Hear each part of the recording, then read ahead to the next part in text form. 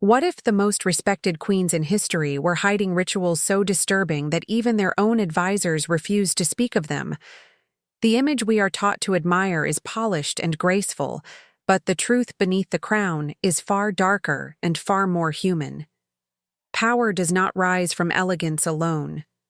Throughout ancient and medieval history, several queens built their reigns not on diplomacy, but on fear, secrecy, and rituals designed to break enemies without ever lifting a sword. And the more you look into these forgotten practices, the clearer it becomes. Some of the most terrifying rituals were not performed by priests or executioners, but by the queens themselves. But why would a queen, surrounded by wealth and divine status, resort to something so extreme? The answer lies in the brutal mechanics of survival. A throne was never simply inherited. It was defended through intimidation, manipulation, and the careful orchestration of symbolic acts meant to reshape loyalty and erase opposition.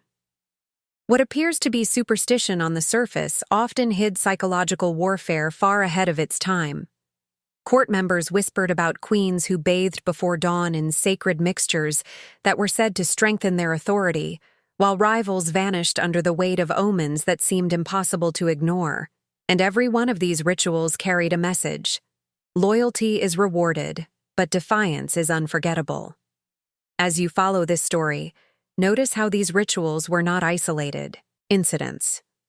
They were carefully crafted acts meant to influence entire kingdoms. Some queens demanded rituals involving fire to mark transitions of power, using flames not as purification, but as a warning. Others turned blood into a political language, creating ceremonies that blended devotion and punishment so seamlessly that no one could tell where faith ended and fear began. And still, there are details historians avoid, fragments of testimony that hint at practices too unsettling to document openly. It raises a disturbing question. How much of this has been erased to preserve the clean, heroic image we prefer?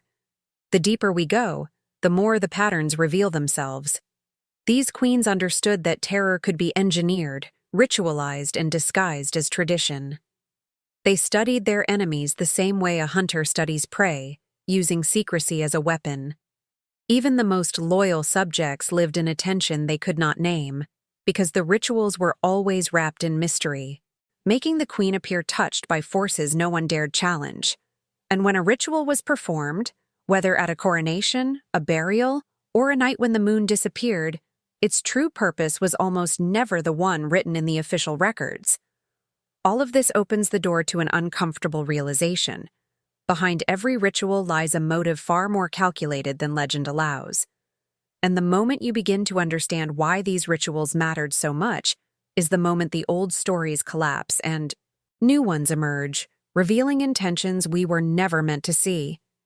Before we continue, tell me what you think about this darker side of royal power, because your perspective helps shape how deep we go into this world. Leave a comment sharing your reaction, make sure to like the video, and check whether you are already subscribed so you do not miss the next layers of this story. And as these shadows begin to take shape, notice how each ritual pulls us closer to the truth waiting just ahead, where the boundary between devotion and domination becomes even harder to separate. The deeper you look into the political landscape surrounding these queens, the more obvious it becomes that rituals were never mere spiritual gestures. They were engineered responses to a world where a single miscalculation could cost a throne, a dynasty, or a life. Power in ancient courts was never stable. It was a battlefield disguised in silk. Behind every alliance sat a traitor in waiting, and behind every celebration lingered the possibility of poison, rebellion, or public humiliation. This relentless pressure pushed many queens into forging strategies far more psychological than military.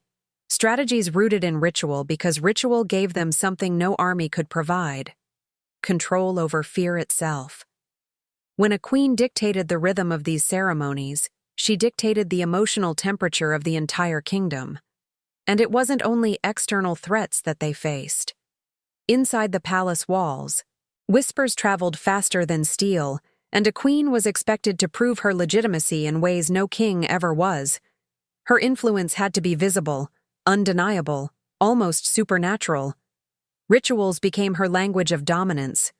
Some queens commissioned elaborate ceremonies that blurred the line between spirituality and intimidation, making the court believe she held knowledge inaccessible to ordinary minds. These performances were not improvised. They were crafted with precision, manipulating symbols that people had feared for generations. A single gesture, a single phrase spoken during a ritual, could shift the loyalty of soldiers, merchants, or high priests overnight. The psychological impact of these rituals extended far beyond the palace. For the common people, life was shaped by omens, dreams, divine punishments, and ancestral warnings. A queen who learned to exploit these beliefs could shape the collective mind of her kingdom. If she declared that a drought was the result of disloyalty, the population would police itself with more intensity than any royal guard could enforce. If she claimed that a particular sacrifice would secure victory in war, thousands would follow her without hesitation. Rituals allowed her to communicate indirectly, embedding commands inside myths, transforming obedience into something that felt sacred rather than forced. And yet, beneath the surface of all this manipulation, there was always a deeper tension. Many of these queens lived in constant fear of being replaced, betrayed, or erased. Their rituals were not only tools of power, but shields against a world determined to undermine them. Some used rituals as a way to neutralize rivals without open conflict, disguising strategic moves as divine mandates. Others turned rituals into spectacles designed to distract from political instability, giving the people something dramatic to focus on, while more subtle maneuvers unfolded behind closed doors.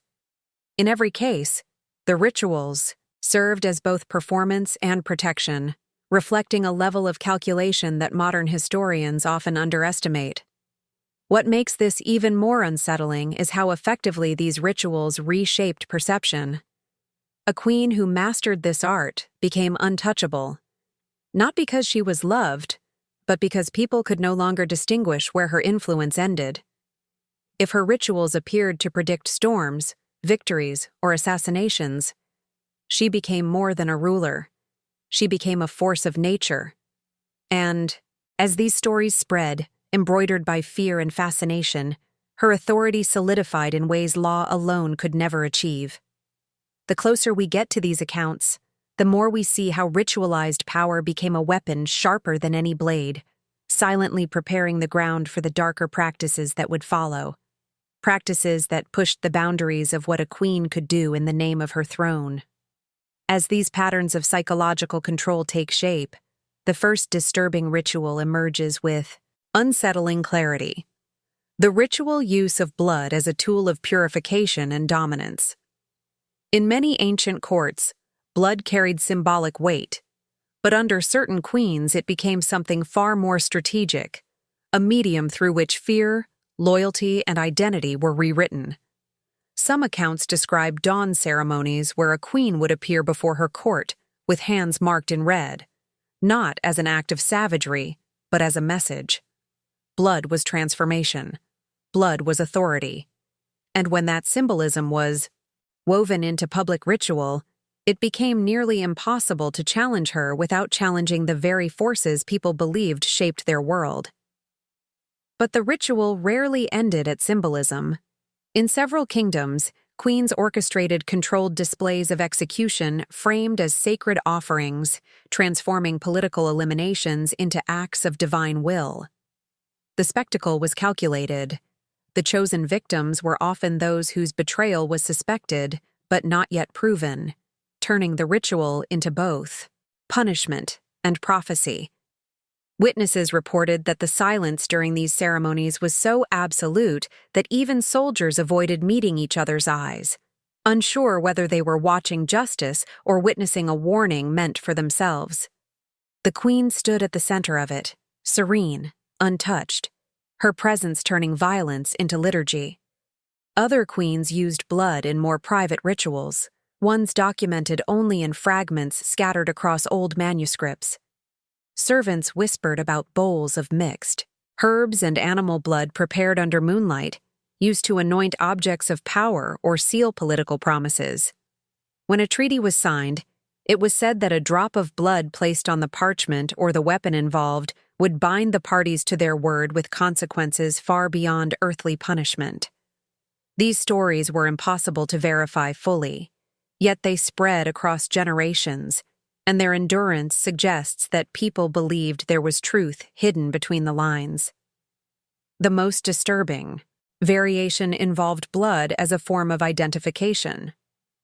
Certain queens demanded that new court members undergo a ritual marking, a small cut placed on the forearm or shoulder, symbolizing rebirth under the queen's authority. The wound was minor, but the meaning was monumental. From that moment, their loyalty was no longer personal, but ritualistic. This practice blurred the boundary between allegiance and ownership, embedding the queen into the identity of those who served her. What made this particularly effective was its subtlety. It did not look like coercion, yet it created a psychological bond that rival leaders struggled to break. Even in military contexts, blood rituals appeared as tools of influence. Some queens visited soldiers before battle, touching their armor with blood-soaked cloths said to bring protection or vengeance. Whether the rituals had any real effect hardly mattered. Belief alone shifted morale, turning ordinary troops into instruments of a queen who seemed to draw power from forces no one dared question. And when victories followed, the ritual was credited, strengthening its grip on the collective mind. Once you see how deeply these blood rituals fused authority with superstition, the next layers of ritualistic control become easier to understand, revealing practices that moved far beyond symbolism and ventured into the realm of desire, humiliation, and political submission woven into the fabric of royal power. As these blood-bound rituals tightened their grip over the court, another form of control emerged, one far more intimate and destabilizing: the ritualization of sexuality as a political weapon. While kings often used marriage or alliances to secure influence, certain queens elevated these strategies into ceremonies designed to expose vulnerabilities, manipulate desire, and humiliate rivals in ways far more calculated than any public execution. These were not acts of passion, they were performances of power, meticulously crafted to reduce opponents to pawns through rituals that blurred seduction, dominance, and spiritual authority.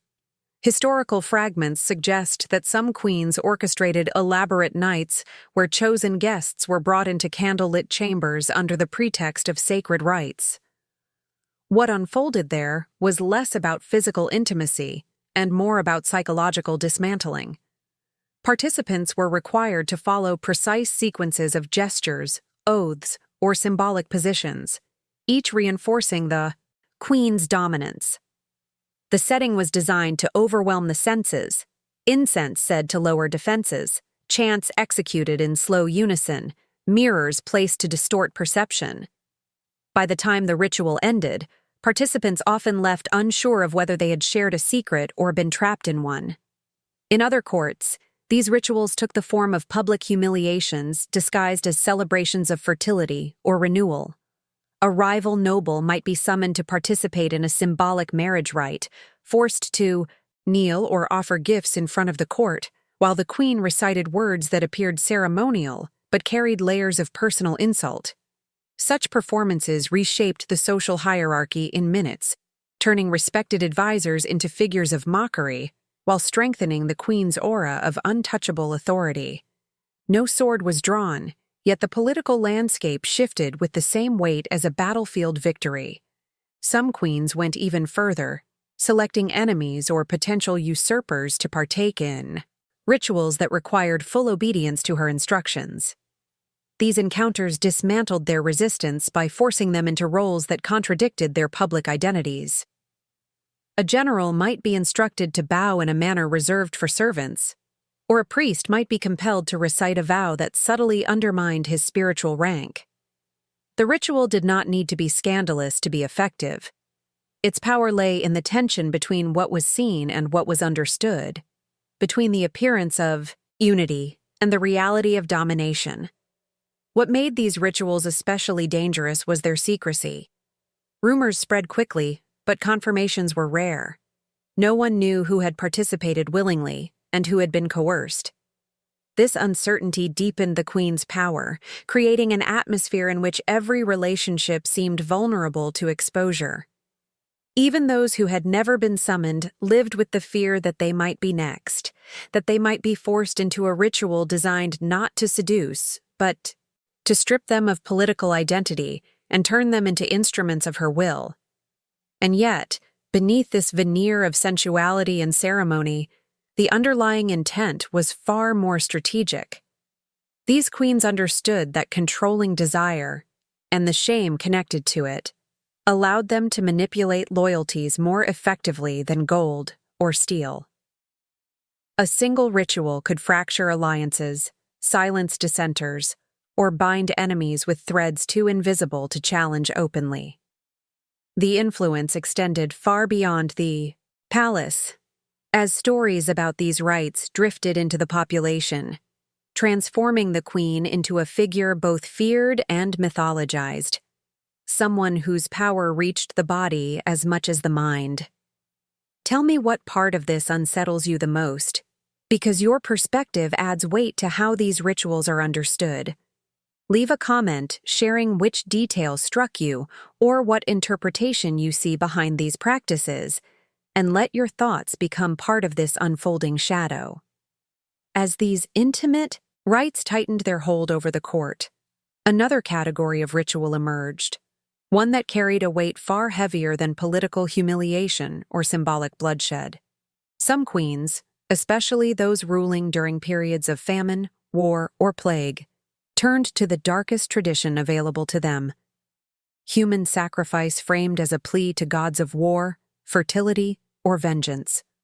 While many cultures practiced sacrifice as part of their spiritual identity, the involvement of queens transformed these ceremonies into instruments of strategic terror, where divine devotion intertwined with the brutal efficiency of statecraft.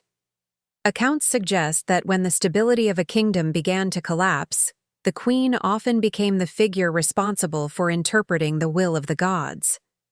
She alone could declare that the empire teetered on the edge of cosmic imbalance and that a ritual offering was necessary to restore harmony. But behind that proclamation lay a calculated choice. The selected victims were almost never random. They were political opponents, disloyal officers, or individuals whose disappearance offered a convenient solution to internal conflict. By embedding their deaths within a divine narrative, the queen not only eliminated threats, but transformed their execution into a communal act of survival. The ceremonies themselves varied depending on the culture, yet certain elements appeared repeatedly across historical fragments. A procession at dusk, torches flickering against temple walls. The queen dressed in garments reserved for divine intermediaries, her face painted in colors symbolizing rebirth or destruction. Priests chanting in rhythms meant to disorient onlookers. Crowds gathered in silence, convinced they were witnessing an act that held their future in balance. In some versions, the queen herself touched the blade or delivered a ritual phrase that marked the moment of sacrifice. Whether or not she physically participated, the spectacle positioned her as both guide and judge, reinforcing her authority over matters of life and death. In other accounts, the ritual took on a more symbolic form. Instead of killing the chosen victim outright, the queen ordered reenactments of ancient myths in which a hero or deity surrendered their life for the good of the people.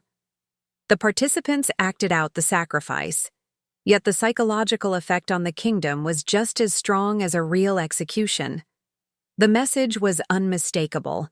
Loyalty was expected to extend beyond personal interest, even into the realm of suffering. And for those watching, the line between performance and reality blurred to the point where resistance felt not merely dangerous, but profane. What made these rituals remarkably effective was their ability to fuse fear and hope into a single emotional experience. People who feared the queen's power simultaneously believed she could save them from catastrophe. The ritual offered a narrative that transformed their anxiety into devotion, convincing them that their suffering had meaning. Whether the sacrifice was meant to protect crops, ensure victory on the battlefield, or halt the spread of disease, the queen became the mediator between human chaos and cosmic order. That perception alone amplified her power far beyond the reach of any earthly decree. Even after the ritual ended, its influence lingered. The families of the sacrificed individuals were often honored publicly, further embedding the idea that their deaths had been both necessary and sacred. Meanwhile, hidden tensions tightened behind palace walls. Those who witnessed the ceremony understood that the queen's willingness to cross such boundaries signaled a resolve others could not match. Every future decision she made carried the unspoken memory of that ritual, turning even mundane commands into acts infused with the weight of divine authority. And it is in this atmosphere, shaped by fear, reverence, and silence, that the next evolution of ritual power emerged, one involving methods far more discreet than sacrifice, yet capable of causing devastation without leaving a trace. As the shadow of sacrifice settled over the kingdom, another ritual surfaced, one far quieter, almost invisible, yet capable of reshaping entire political landscapes with a single gesture. While open displays of bloodshed drew crowds and instilled terror, the ritual of poison operated in a different realm, one where fear did not come from spectacle, but from uncertainty. In courts ruled by cunning queens, poison became less a method of murder and more a liturgy of control, an unspoken ceremony woven into feasts, negotiations, and moments of supposed celebration. Historical fragments paint the same pattern across multiple cultures. A queen presiding over a banquet, her expression composed, her cup untasted until the most dangerous guest had already lifted theirs. In some courts, the act of drinking first was a ritual of dominance. In others, the queen insisted that her rivals taste the wine before she did, framing it as a gesture of respect or reconciliation. Either way, the message lingered, subtle but unmistakable. Trust becomes fragile when every sip could be a verdict, and in that fragility, the queen's authority deepened, because survival itself felt like something only she could grant. But poison was not limited to banquets. Some queens created ritualized tests of loyalty involving potions advertised as remedies, blessings, or divine tonics. A favored advisor might be asked to drink a mixture in front of the court, symbolizing his devotion to the crown. If he survived, he was celebrated as loyal. If he didn't, the queen expressed sorrow while quietly reinforcing her dominance over those who remained. The true intention, whether to reward or to eliminate, was known only to her. The ritual worked because it never needed explanation. Ambiguity was its power. Rumors also spread of queens who used poison symbolically, crafting subtle ceremonies in which a drop of a deadly tincture was placed on a sacred object or blended into ink used for a royal decree. These acts weren't meant to kill, but to create a psychological association between the queen's decisions and the threat of unseen consequences. A decree written with blessed ink gained a weight that no one dared challenge, because disobeying it felt like touching death itself. It was a ritual that required no audience, yet its effects echoed across the court. And then, there were the more elaborate variations, rituals involving antidotes. Some queens were said to train themselves by ingesting tiny amounts of poison over months or years, creating immunity. This practice, whispered about more than confirmed, elevated their mystique to near-mythic status. If a queen could swallow what killed others and remain unharmed, she seemed untouchable, chosen by forces beyond human reach. Such stories spread with speed, carried by servants and soldiers who feared offending, someone believed to be immune to death itself. The result was a climate of pervasive uncertainty. Any sudden illness sparked suspicion. Any fainting during a feast became a cautionary tale. The queen had turned poison into a ritual not by using it constantly, but by convincing everyone that she could use it at any moment. In this world, paranoia was not a weakness, but a tool she wielded with precision. Even those closest to her lived in a delicate tension, unsure whether her smile was a gesture of affection or the prelude to a calculated demonstration of power. And it is within this atmosphere of constant doubt that darker, more supernatural forms of ritual began to surface, ones that reached beyond the living and sought influence from realms no one dared acknowledge openly. As poison tightened its silent grip on the court, whispers began to circle around rituals that did not deal with the living at all. Instead, they reached downward, into tombs, burial grounds, and the unsettled silence of the dead. Some queens, desperate for guidance or vengeance, turned to necromancy, not the theatrical sorcery of later legends, but a structured, ritualized practice that merged spiritual authority with political intent. These ceremonies were not performed for spectacle. They were hidden from the eyes of the court, carried out in chambers lit by a single flame, or deep in sanctuaries where even the most loyal advisors were forbidden to enter. Fragments of old texts recount queens who sought counsel from ancestors or fallen warriors, believing that the dead held answers the living could not be trusted with. The rituals often began with offerings placed on graves or altars, each symbol chosen with calculated precision: a piece of armor from a defeated general, a lock of hair from an heir whose death altered succession, or soil taken from a battlefield where the queen had lost someone indispensable. These objects were believed to anchor the dead to the moment, making communication possible. Whether these queens truly heard voices or simply used the ritual to project authority is impossible to determine, but the impact was undeniable. In some cultures, necromancy took the form of dream summoning. Queens would isolate themselves for nights, fasting and performing repetitive gestures meant to induce visions. If they emerged with a prophecy or a decision, it was considered a message from the dead. And because no one else witnessed the ritual, no one could challenge the authenticity of what she claimed to see. The court was forced to accept her visions as truth, binding them to choices that might have originated not in supernatural guidance, but in the queen's strategic mind. There were darker practices as well, whispered only in private. Some queens were said to keep fragments of bone or preserved remains inside the palace, using them in hidden ceremonies meant to cast curses on rivals. Whether symbolic or literal, these acts amplified her aura of danger. A courtier who fell ill after defying her became a story. A rival who experienced a string of misfortunes became a warning. Fear filled in the gaps where facts were missing, turning rumor into ritual and ritual into unquestioned truth. Even foreign emissaries were not immune to the psychological impact of these practices.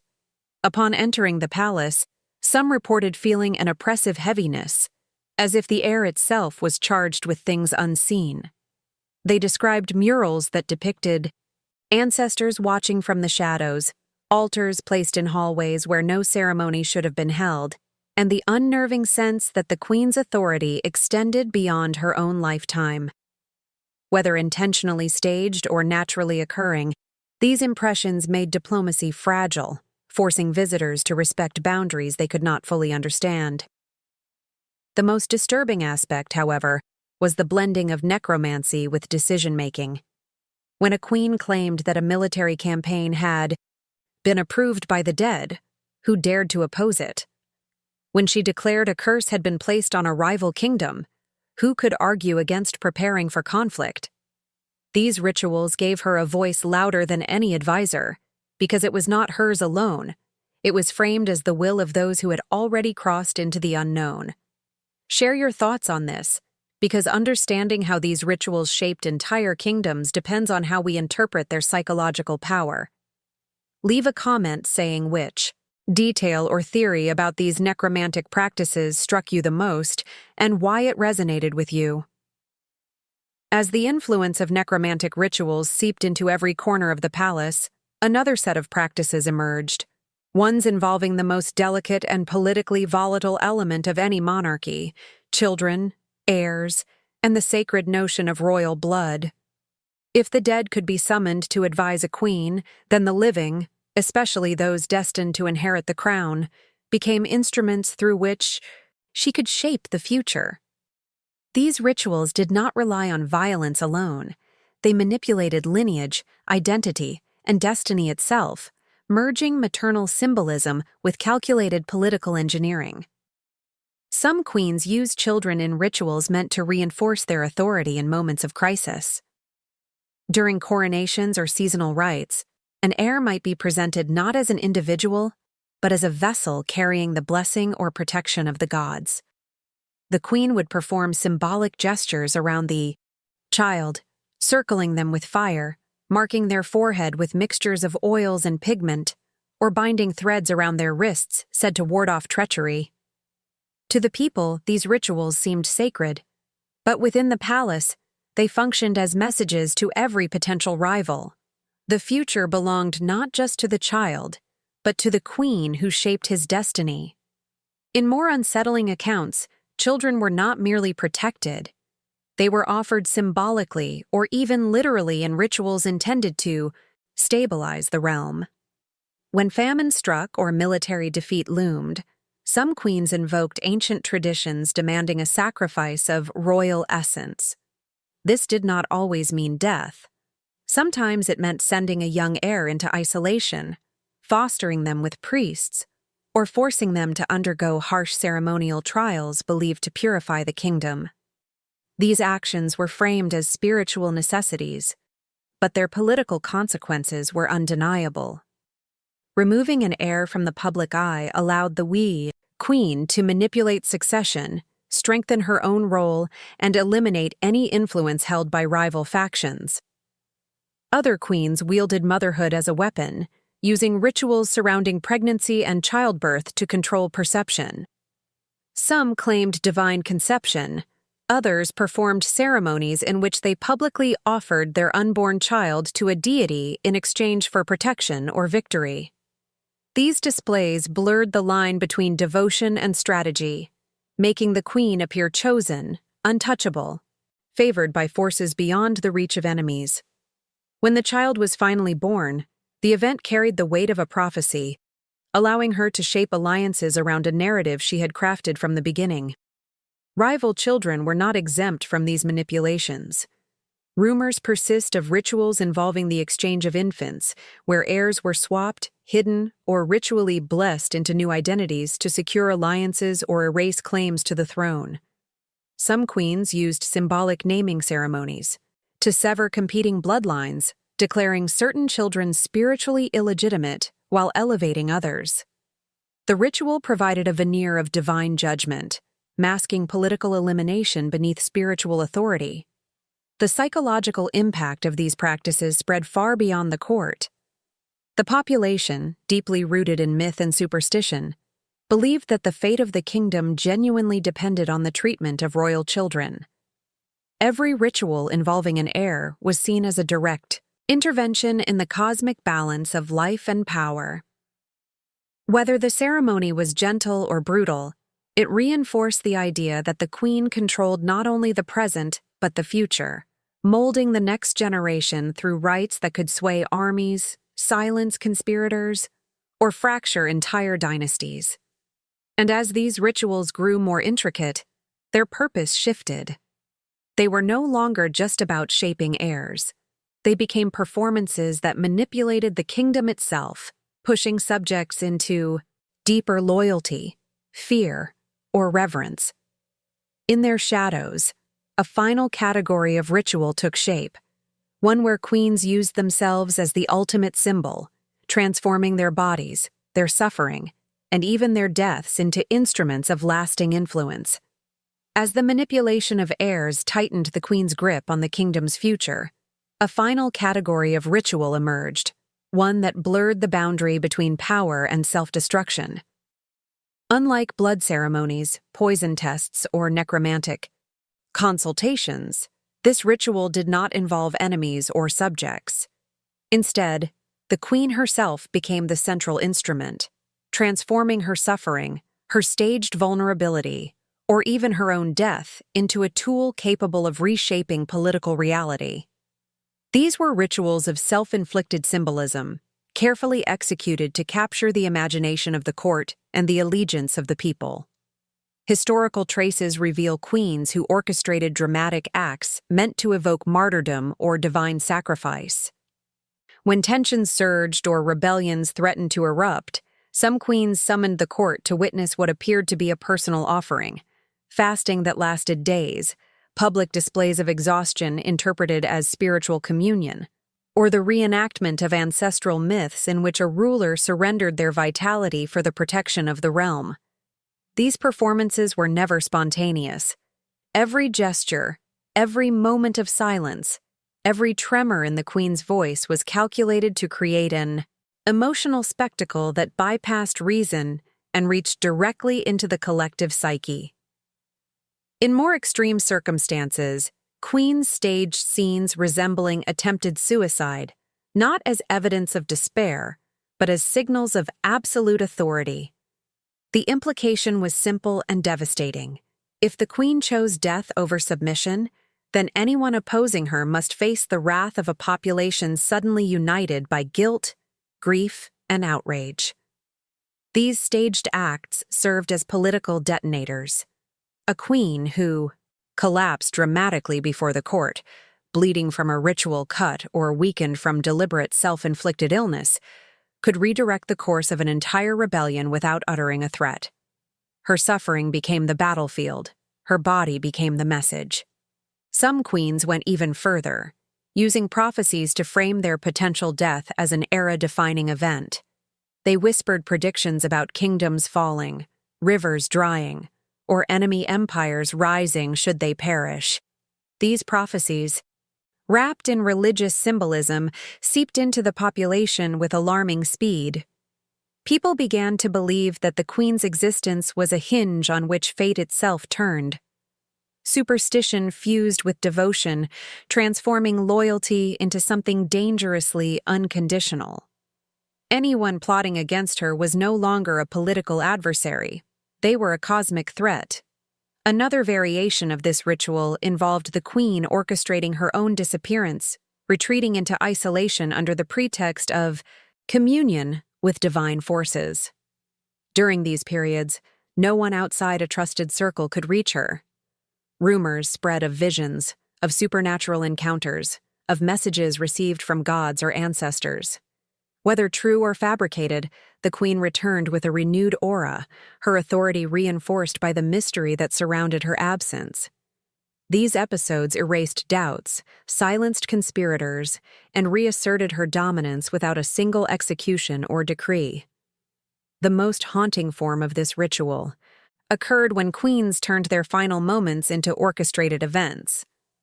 Some died in ways that mirrored ancient myths, their deaths appearing less like tragedies and more like the fulfillment of a prophecy carefully nurtured throughout their reigns. Whether the circumstances were natural, manipulated, or deliberately embraced, the effect was profound. The queen's passing became a narrative weapon that shaped the transition of power, either stabilizing the succession or plunging the court into chaos that she had foreseen or caused. And as these ritualized acts of self-sacrifice, staged death, and orchestrated despair accumulated across history, one final pattern emerged. Queens understood that true power was not just exercised in life, but preserved in memory. Their last ritual, often their most dramatic, secured their influence long after their bodies were gone.